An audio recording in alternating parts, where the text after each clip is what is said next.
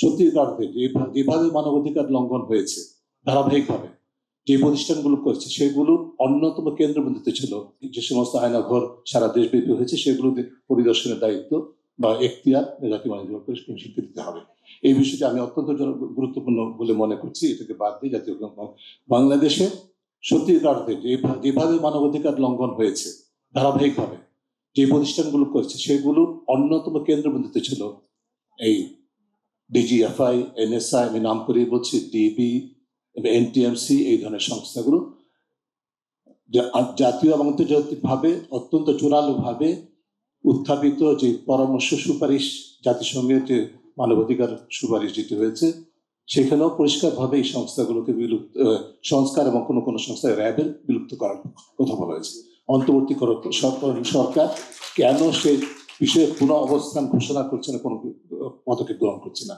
আমরা যত সংস্কারের কথা বলছি, কোন সংস্কার বাংলাদেশের গণতান্ত্রিক গণতন্ত্র প্রতিষ্ঠার লক্ষ্যে, মানুষের অধিকার প্রতিষ্ঠার লক্ষ্যে কোন সংস্কারই কার্যকর হবে না যতদিন পর্যন্ত যেই সংস্থাগুলো মানবাধিকার লঙ্ঘনের মূল চাবিকাঠি ছিল, মূল এখতিয়ার যাদের হাতে ছিল, যে সমস্ত যে সোসাইটিকে একটা সার্ভেলেন্স বা নজরদারি ভিত্তিক সমাজের যে বাংলাদেশকে পরিণত করেছে যে সংস্থাগুলো, সেগুলো পরিবর্তন না হলে, সংস্কার না হলে আমাদের বাস্তব সংস্কারের লক্ষ্য কোনোদিনই উচিত হবে না। শুধু কিছু মানুষের পরিবর্তন করে, ব্যক্তির পরিবর্তন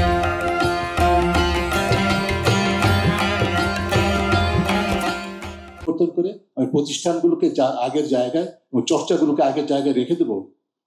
তারপরে ভাববো আমরা যে টেলিফোনটা এখন পক্ষে নিয়ে বসছি, একটা সময় ছিল আমরা এটাকে বাইরে রেখে এসে এখানে বসে কথা বলতাম।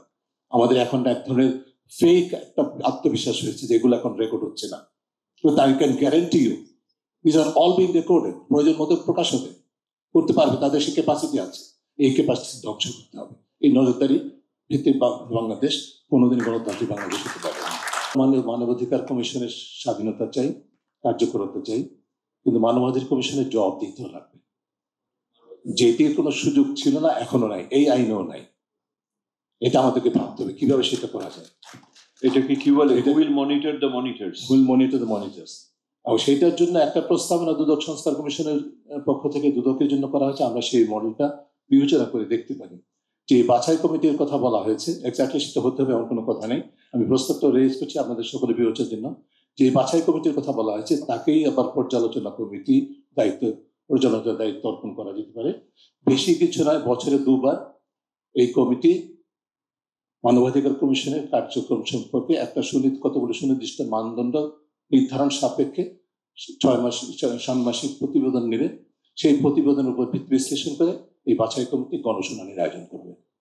So that there is a pressure from the civil society and people at large on the commission to be more accountable. কারণ যে প্রতিবেদন রাষ্ট্রপতির কাছে জমা দেয় বাংলাদেশের চর্চা, 1 নম্বর হচ্ছে প্রতিবেদনের সাবস্টেন্স বলতে কিছু থাকে না, কিছু ছবি থাকে, অনুষ্ঠানের চিত্র থাকে, ইত্যাদি বিবরণ থাকে, এর বাইরে কিছু থাকে না খুব একটা। আর যেটা থাকলেও সেটা কিন্তু কোনোদিনই সংসদে আলোচনা হয় না। এই চর্চা আমরা কোনোদিনই দেখিনি। এবার হঠাৎ করে হয়ে যাবে নতুন সংসদে, সেটা আশা করা কঠিন। আমি এই কারণে মনে করছি যে সম্পূর্ণ স্বাধীনতার পাশাপাশি যে মানুষের কাছে রাষ্ট্রীয় প্রতিষ্ঠান, এটা রাষ্ট্রীয় একটা প্রতিষ্ঠান হিসেবে জনগণের কাছে জবাবদিহির একটা ক্ষেত্র নিশ্চিত তৈরি করা অপরিহার্য।